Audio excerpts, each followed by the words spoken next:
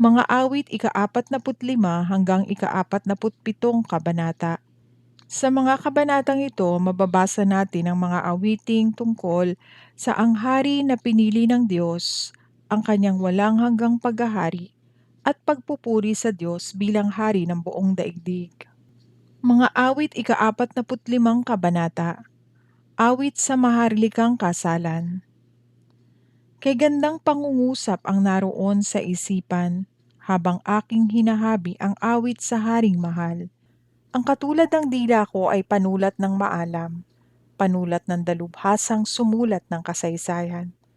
Sa lahat nga ng nilikha, makisig kang hindi hamak, kapag nagtatalumpati pambihira kong mangusap.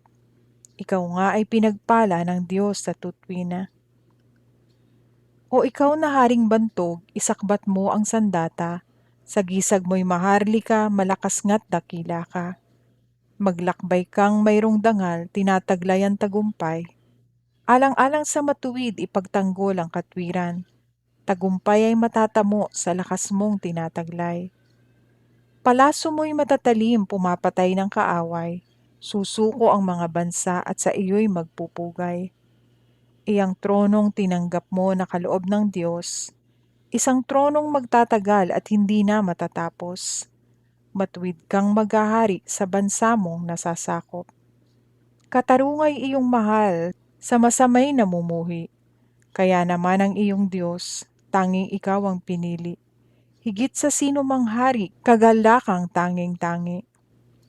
Sa damit mo'y nalalanghap 3 uri ng pabango, mira, alo, saka kasya na buhat sa ibang dako.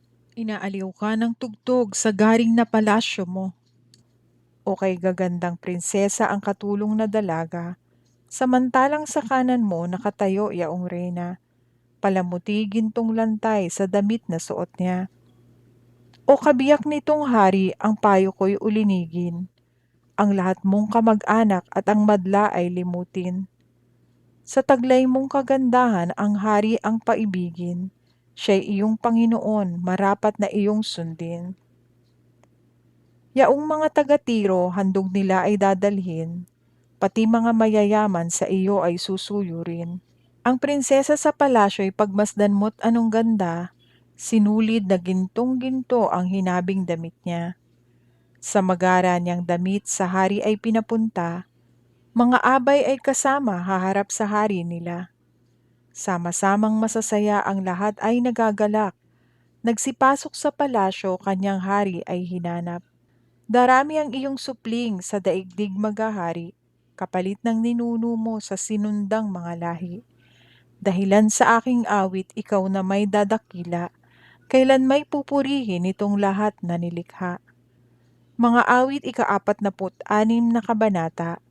Ang Diyos ay sumasa atin. Ang Diyos ang ating lakas at kanlungan, at handang saklolo kung may kaguluhan. Di dapat matakot, mundo'y mayanigman, kahit na sa dagat ang bundok matangay.